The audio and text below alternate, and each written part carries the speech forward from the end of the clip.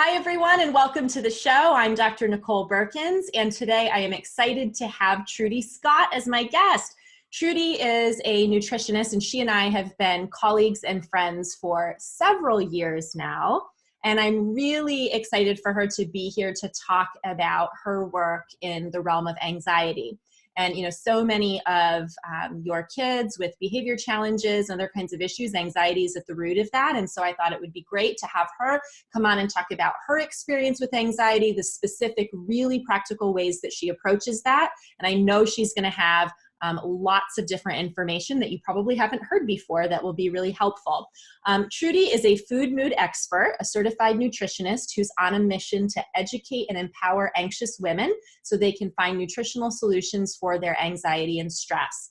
She's known for her expertise in the use of targeted individual amino acids, the social anxiety condition pyroluria, and the harmful effects of benzodiazepines. Trudy is the author of the Antianxiety Food Solution, How the Foods You Eat Can Help You Calm Your Anxious Mind, Improve Your Mood, and End Cravings. And she's the host of the Anxiety Summit, now in its 4th season. Trudy's passionate about sharing these powerful nutritional tools because she experienced the results firsthand, finding complete resolution of her anxiety and panic attacks. Trudy, welcome. Thanks so much for having me, Dr. Nicole, and it's really fun to be here. I remember you interviewing me when I was first starting out, and then I've interviewed you on the Anxiety Summit, so it's really great to be able to share our expertise like this. I'm excited to be. It is, and I'm so excited that you agreed to come on because I think so many parents struggle with anxiety with their children and even for themselves, and haven't been exposed to a lot of the options that are out there for addressing anxiety. Typically, if your child is anxious or you're experiencing anxiety and you talk to your healthcare provider about that, it's like, well, here's a prescription or go get some counseling. And while certainly those things can sometimes be helpful, most people don't understand that there's this whole array of specific targeted nutritional kinds of solutions that can be helpful. So I'm really excited to dive into that. And I'd love for you to share your story about this because you have a really personal connection to the topic of anxiety and how you got into this whole field in the first place. So can you share a bit with people about that? Yes, and I'm really passionate about it because I experienced it firsthand. I was working in corporate America and working really long hours, stressed out, burned out, not getting enough sleep. And I started to get increasingly anxious. And I would just remember waking in the early hours with this feeling of doom. Something is going to happen. And I had no reason to be feeling like that. I became more socially anxious. I didn't even enjoy family gatherings. And then I had some panic attacks. And I remember that first panic attack, I had no idea what it was. And I just thought I was going to die. I couldn't breathe. I felt clammy. I felt shaky. I felt nauseous. I felt terrible and I had no idea what it was. And I had a few more after that. But I remember, getting on the internet. Well, I passed out because I was so exhausted. My husband spent the whole night on the internet trying to figure out what this was and what we could do. And because of my upbringing in South Africa, I knew that there was something biochemical going on. I didn't quite know what, but I'd grown up eating real whole food and not going to the doctor a lot. And I started to look for nutritional solutions or natural solutions. I first went to a nurse practitioner and then I worked with a naturopath. And I started to see that I had this perfect storm of factors that were actually biochemical. There was no trauma, there was no psychological impact. It was just biochemical. And it was low zinc, it was low GABA, it was low serotonin, it was gluten issues, it was adrenal issues, it was a mouthful of amalgams that was, poisoning me with mercury. I had switched to a vegetarian diet. So I had all of these things that I call this perfect storm. I was going through perimenopause, so my hormones were changing, and that was having a huge impact. I discovered I had low progesterone, I had estrogen dominance, I had all of these factors. But long story short, once I addressed those underlying causes, my anxiety and panic attacks went away. But as you can hear, with mercury toxicity and with gluten sensitivity and leaky gut and the resulting nutritional deficiency, those take a long time to address. I was fortunate in discovering the amino acids, and we're going to talk about those today. And using GABA was my lifesaver. Using an amino acid like GABA, for example, gave me relief right away. And now is able to deal with all these underlying factors, which took a long time to address. At the time, I didn't have this 9-step approach that I use with my clients. I was kind of figuring it out as I was going, so it took a little bit longer. But now I use this approach with my clients. And I work primarily with women, and someone who's listening to this for their child might think, well, how can this help my child? But a lot of the women that I work with have anxiety, and then their children may also have anxiety. And if it's a biochemical reason, the underlying cause may be similar. As a mom, you may have issues with gluten, and your child may have issues with gluten, which can trigger anxiety and panic attacks. If you've got low GABA, your child might have low GABA. So I'll work with the moms with using these amino acids as supplements and some of these other underlying factors that we need to address. And then they'll see the effects, and then through them I work with their kids. So that's how I've got experience working with kids. I don't have the extensive experience that you have, but a lot of the time the same underlying causes will run through families. You may have a grandmother, you may have a mother, you may have the children and brothers and sisters with similar effects.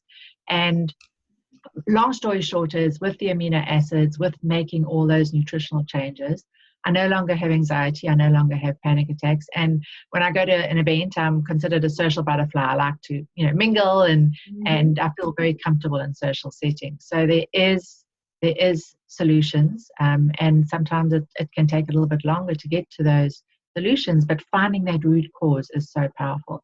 Long story short, went back to school to become a nutritionist, and now this is my mission to help those who may be having anxiety, panic attacks, and social anxiety. Yeah, it's so great. And I think that so many of us have had a personal connection to the kinds of things that we're dealing with, right? Whether it's for ourselves personally, and that spurred us to go back and get more education and do some of that, or experiences with our kids. And I think it's really helpful for people to understand the personal connection that we have. We know what these things feel like, right? We know what it's like in your case to struggle with the anxiety and how that affected you. And so I think that personal connection is so important.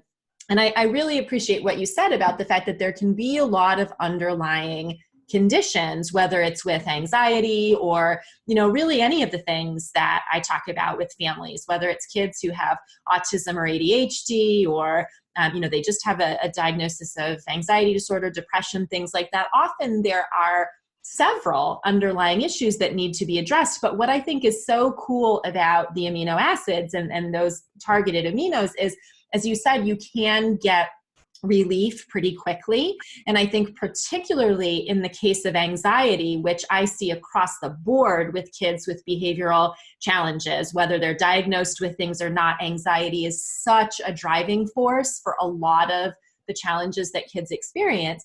I think that the fact that these can work quickly is really helpful. And as you said, it helps to take the edge off. It helps to reduce the symptoms, so then we can more effectively address all of the underlying things. Because often I'll have parents say like, oh, you want me to change the diet and do all these things. Like, I just feel so overwhelmed. My kid's having so many issues. I don't know how we're going to do any of that. And when we can use things like targeted aminos to help take the edge off the symptoms for the parent and the child, it makes all of that other stuff more doable, I think.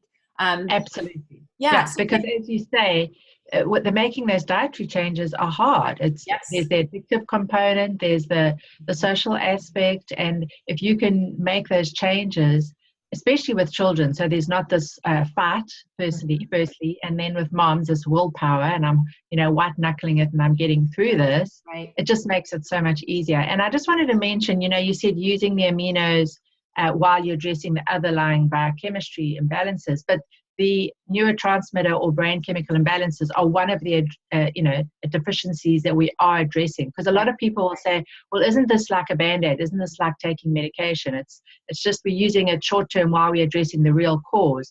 But some of those real causes, that like gluten sensitivity, can lead to low serotonin, or having a poor digestion and low zinc status can contribute to low GABA levels. So we are fixing something in the short term, but we're also addressing one of the root causes. So I think that's an important clarification for people to realize. Yeah, that's a great point.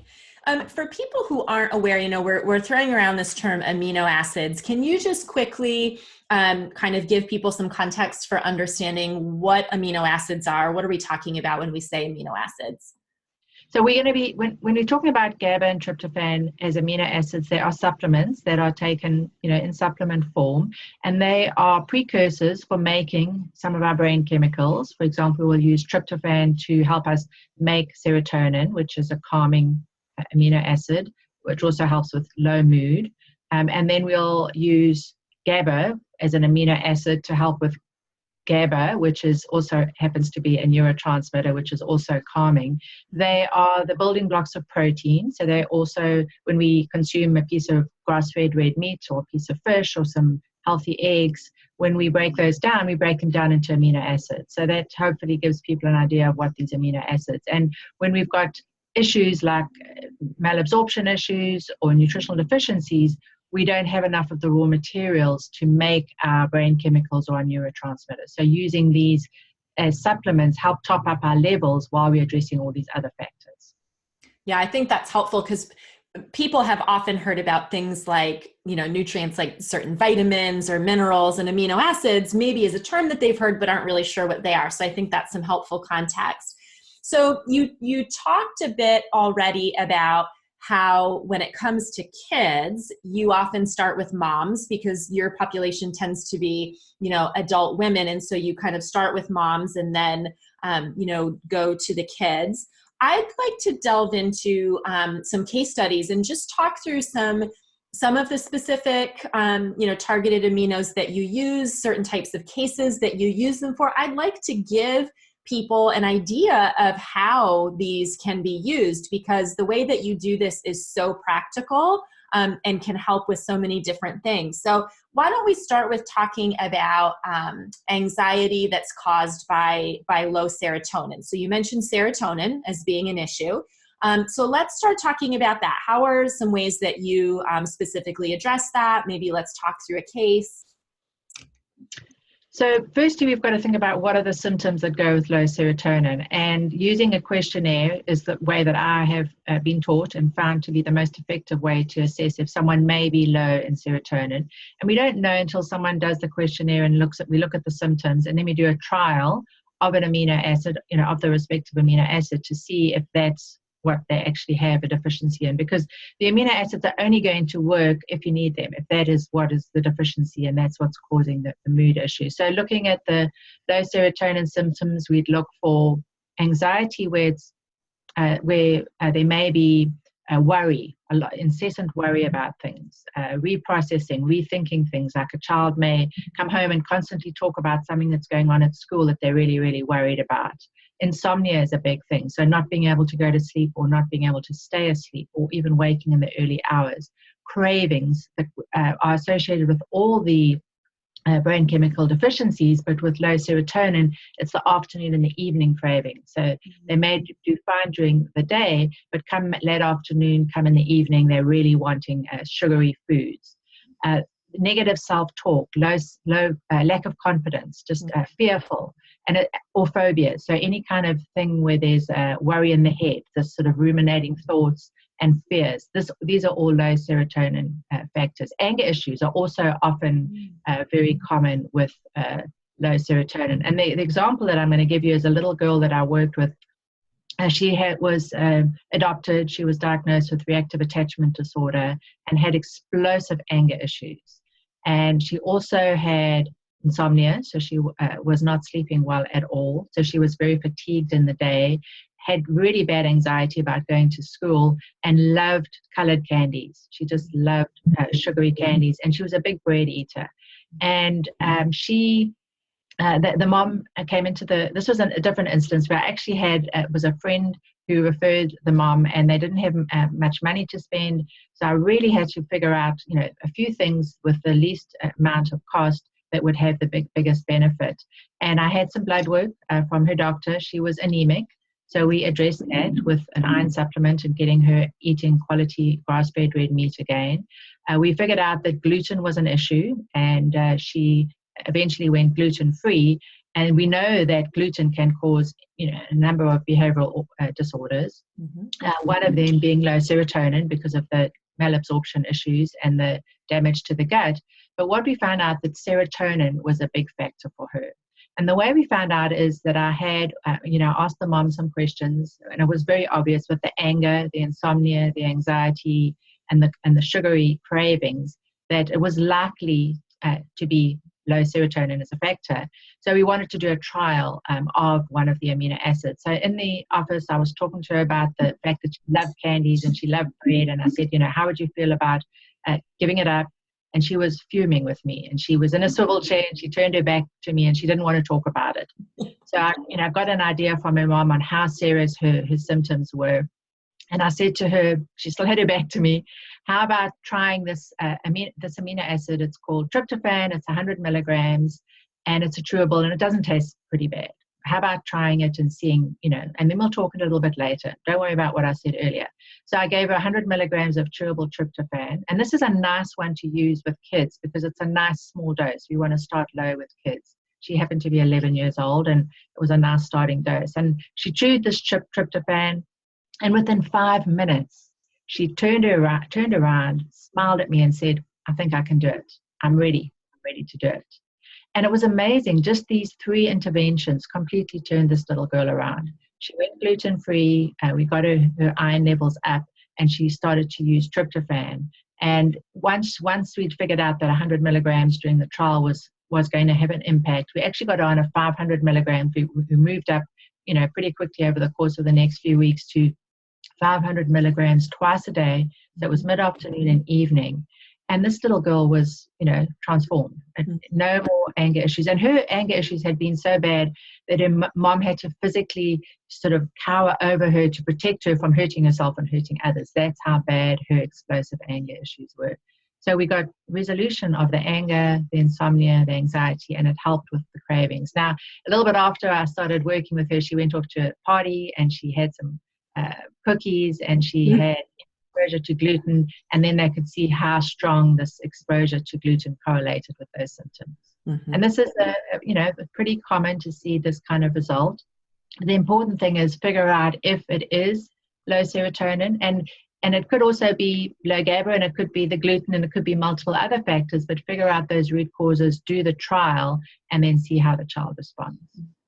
Yeah, and I would say in my experience too, when you do the trial in the office, you can see some kind of shift pretty quickly. Sometimes it's not as dramatic as what, that little girl experienced, but in general, I find that if we observe carefully, the parent and I observe carefully, you can see even, something as simple as an affect change in how their face looks, or something different about their communication, or just you can see something shift in a positive direction that lets you know, okay, this amino acids seemed to have some sort of beneficial impact, on them. And if not, then that's not the right solution. Then we look to, something else. But I love how these are easy to try quickly and to assess, if there's any kind of response. So tryptophan is one option, or one that you look to for the low serotonin type of anxiety. Just can you give some example? What are some of the other aminos that may, be connected to low serotonin for people? 5-HTP is another one. I tend to start with tryptophan just because I've had good results with it and because it's closer to being a food. And there is some research showing, one study that shows that 5-HTP can raise cortisol levels. And one of the other possible root causes of anxiety could be high cortisol. So we just got to be a little bit careful with that. And then with children, where they sometimes can't really communicate how it's affecting them, with adults, too much 5-HTP can cause a wired, tired kind of feeling where someone may feel a little bit revved up. And although we can, observe children, sometimes it's a little bit hard for them to give us that feedback. But that being said, if I've worked with a mom and she's done well with 5-HTP, I have found that the 5-HTP has worked well with the child. And that may not be always the case because, there can be many factors with the mom. It could be the hormonal factors or something else that she's been exposed to. But generally, that is the situation. And it's nice then because the mom knows how it's affected her, and then she can translate that when she's working with her child. Yeah, I find that really helpful too. Like you said, often there's some of those shared genetic or even environmental factors, and what works for one can often work for the other. I've had that go both ways because I tend to treat children first. Often then I'll have parents, after a little bit to say, I've really struggled with that too. Do you think what you're doing, as my child, do you think the tryptophan, might be helpful to me? And it is, I think, so often the case that what works for one can work for the other too. Yeah, I'd that's love lovely. I'd love for you to talk a little bit. You mentioned in doing the in-office trial, you mentioned like using the chewable tryptophan.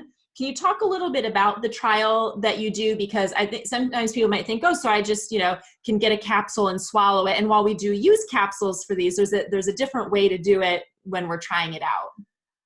Yeah, when we're trying it out, doing it chewable or sublingually is the best. So either opening up a capsule, if it's powder, and if it's a 500 milligram capsule in the instance of tryptophan, using less than that for a child, and then holding it on the tongue or chewing it if it's the chewable.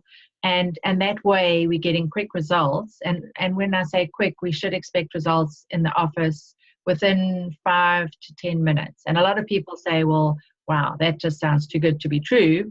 But you really have to experience it, because then you can see that it does work quickly. And I'll know with the moms that I'm working with, they'll say, is this a placebo effect? Could this really be working so quickly? But when and I have to say, well, it may be because you're sitting here working with me that you're feeling optimistic, but they do work that quickly if they are needed. And then, the experiences that I've had with children who've had no idea what they're taking, like this little girl, just shows me that they can work quickly. And I'm glad you mentioned that they don't always have such a profound effect. Sometimes it's subtle. Sometimes we will, like if I'm working with a mom, I'll start with 500 milligrams, and that doesn't make any difference. And then we have to try another 500 milligrams in that same session. Mm-hmm. So what we're doing is looking at the symptoms, rating them on a scale of 1 to 10 before we start, and how severe they are. My anxiety is a 9 out of 10, and I've got these cravings for carbs in the evening. It's an 8 out of 10. Doing the trial with the sublingual or the chewable, and then within those 5 or 10 minutes, giving some feedback. Yes, I feel more optimistic, or I feel happier, or the child may be smiling or laughing when they came in and they were stomping their feet and they were angry and they were irritable. Mm-hmm. So and sometimes with children, it's harder to assess the level of improvement. And certainly asking them how much it's improved, but you can usually gauge that by, seeing how they respond. And then I've worked with a few moms who've had nonverbal children. I worked with one mom whose daughter had Down syndrome, and she did really well with GABA, and she wanted to trial the GABA with her daughter, and she just, used her best judgment and gave her a really, really small amount to start. And she could right away see that the child was more relaxed and less stressed, and certainly when they had family outings, this child, didn't misbehave and really mingled better with the other children, whereas before she was much more tense and much more anxious. So it's observation, and then if you can get some feedback from the child. Some kids will say, wow, that's amazing. That really has such a, really helps me. I want more of that. So you'll get a pretty good idea pretty quickly. Yeah. And one of the things too, I think if kids are enthusiastic about continuing to take it, that's also an indication that they're noticing something positive, whether or not they can communicate exactly what that is. They want to take more of it, which says, oh, they're noticing something there, that feels good to them. You just mentioned GABA and the case of the child with Down syndrome. I'd love for you to touch on that. Anxiety caused by GABA, how we might know that GABA, is something to look at there, because this is a tool that I have found so valuable for many of the children that I work with neurological and behavioral issues. So I'd love for you to touch on that. So GABA is, as I said earlier, it's another amino acid, and it stands for gamma-aminobutyric acid. And when you have low GABA levels, you've got this physical tension. So the child you may see them, lying in bed at night very tense. It may affect their sleep as well as low serotonin. And then physically tense, like maybe they'll report a sore tummy, or they, hold their tummy when they're anxious, and tension in the shoulders. So as adults, we'll often see this tension in the shoulders, and this, you can think of having butterflies in the stomach. So if you can identify that in your child, that's a clue that it may be low GABA. With adults, they'll often, my moms will often resort to drinking wine at the end of the day to wind down. You may actually use carbs to self-medicate with, and children may use sugary foods to try and calm them down, just to do something to help. So that's in the same way, we look at the symptoms, rate them on a scale of 1 to 10, and then do a trial of GABA. And there's a nice sublingual GABA called GABA Calm, which I'm sure you use a lot. Yeah. And it's got a tiny amount of tyrosine, so that helps counter the effects of the GABA. But it's a nice low dose, 125 milligrams, which is great, because what I see is a lot of people hear about GABA, they rush out and they buy 500 milligram or 750 GABA, and that's way too much for most people, and certainly for children. Right. So using the sublingual GABA, which is nice because it dissolves in the mouth, so you're getting those effects right away, and it's been great for children. I know there's a chewable chewable theanine GABA product that can work as well for doing the trials. I find GABA to be more effective, but I know I've interviewed someone who works with children, and she uses theanine a lot. So whatever you find that works with your population of children, I think is important. But what it does is it, starts to raise those GABA levels. Something I didn't mention is that these all need to be used away from meals, so away from protein-containing foods, because otherwise they compete for absorption with the other proteins in the meal. But again, you get really, really quick results. And another example of a little girl that I worked with, and this was someone who is in my community, had got on the GABA for herself, this mom, and her child was having behavioral issues at school, and they were saying she needs to get on ADHD medications. And they were already eating real whole food, they were already gluten-free, and we didn't say that at the beginning, but we don't want to just jump to the amino acids without addressing the diet and blood sugar control and all those others. And I know that you do that and you're a big advocate of that, but for someone who may be listening to this without knowing that, we've got to do all of the basic foundational work. But this little girl was doing this, and she was irritable. She was fighting with her teacher and her schoolmates. She couldn't focus. She was distracted. She was disrupting the class. She was throwing tantrums. And the mom, because, and usually when you hear this, you think low catecholamines and focus issues. Therefore, maybe we should try this amino acid called tyrosine. But the mom, because she had low GABA issues and did so well on GABA, she thought, well, this may be an anxiety issue that we need to deal with GABA. And she actually shared her story with me, and then I wrote it up on the blog.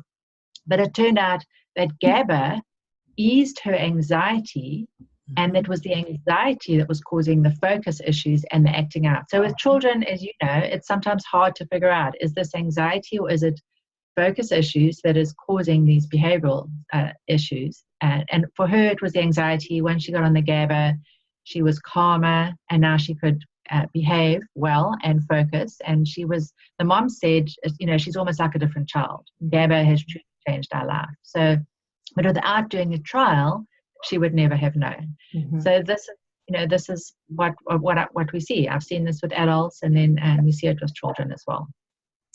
And I think that's a really good point, that very often in children, anxiety manifests like attention problems, hyperactivity problems.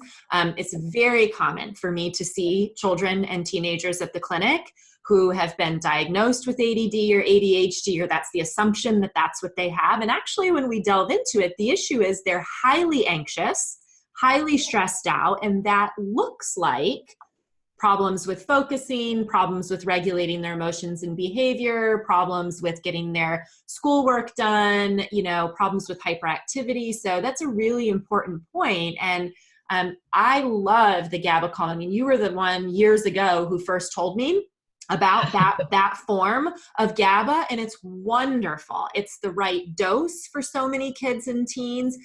It tastes good. There's a peppermint or an orange flavor that works really well for kids. It's easy for them to suck on. They can, take it at different points during the day as they get older. Often I'll have my older children and teenagers and young adults who use it as needed during the day. They get a sense of how they're feeling with that, and it's easy. They can keep it in their bag, and if they're feeling more stressed or tense, before a test or before something that they need to do that's anxiety provoking for them, they can use that. And it's just a great tool. And so I love that supplement.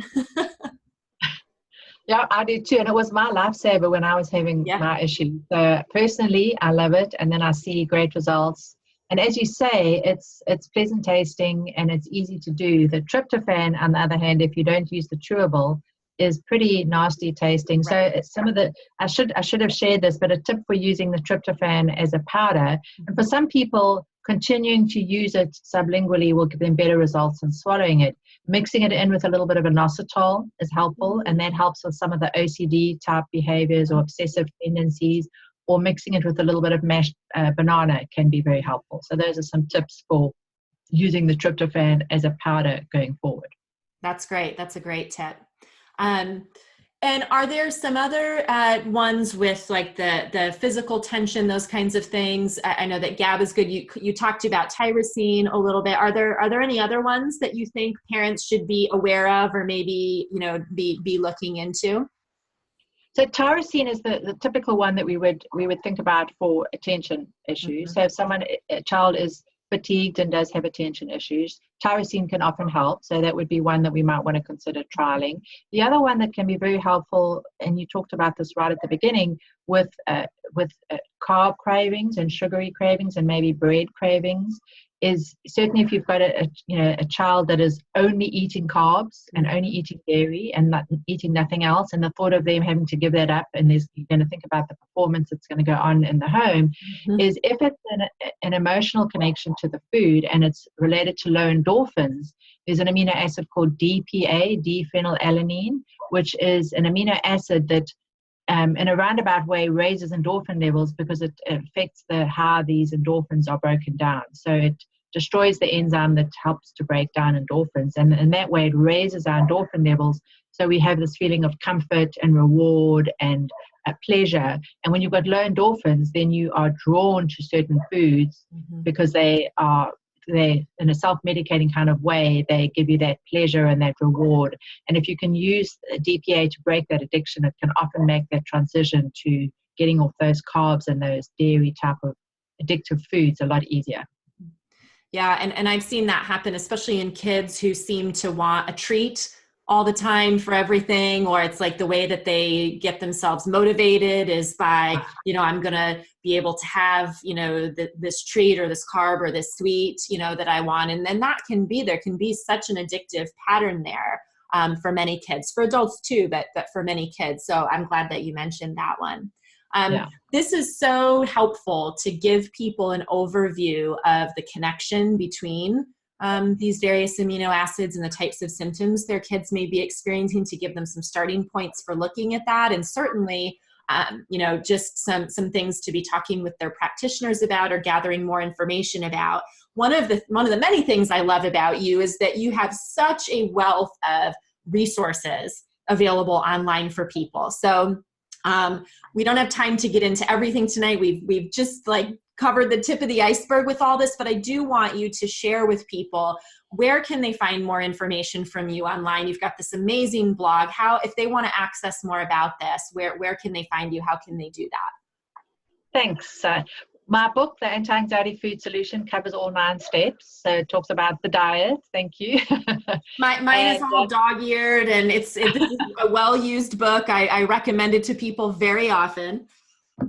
And it's great for practitioners to, pick up and recommend, as you say. It's great for moms to read, to get on board with all of this. And, a lot of people just pick it up and do it on their own and do fine with it. People, moms that have got a lot of low serotonin symptoms themselves and are fearful may find it hard to do on their own because they've got this worry and they're fearful about trying something with themselves or with their children. So I have a group program where I walk women through how to use a different amino acid each week.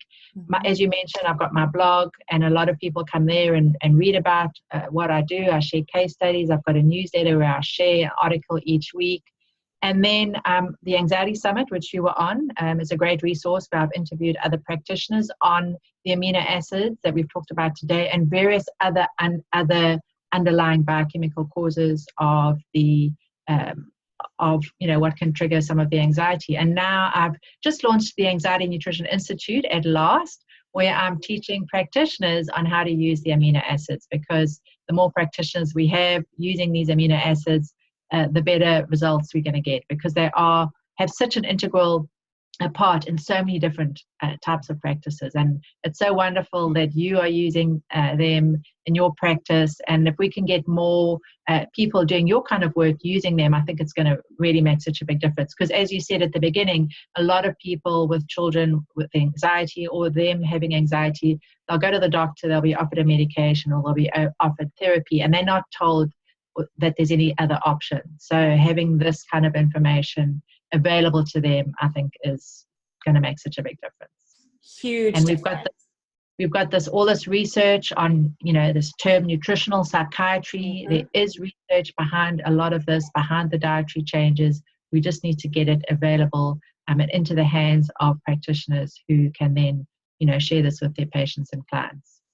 Absolutely. And you have played such a big role in just spreading the knowledge about anxiety and related conditions and the nutritional aspects of that. And so I really want to encourage people to go to your website, to read a lot of the case studies, to just get more information about this, bring it to your practitioner, try some of the things yourself if you feel comfortable, or find a practitioner who can help you with these things, because it can make such a profound difference for kids. So Trudy, thank you so much for spending this time with us and sharing your knowledge. I really appreciate it. Thanks so much, Dr. Nicole. It's really great to be here, and I welcome the opportunity to share this. Thank you. Great. We'll see you all next time. Thanks.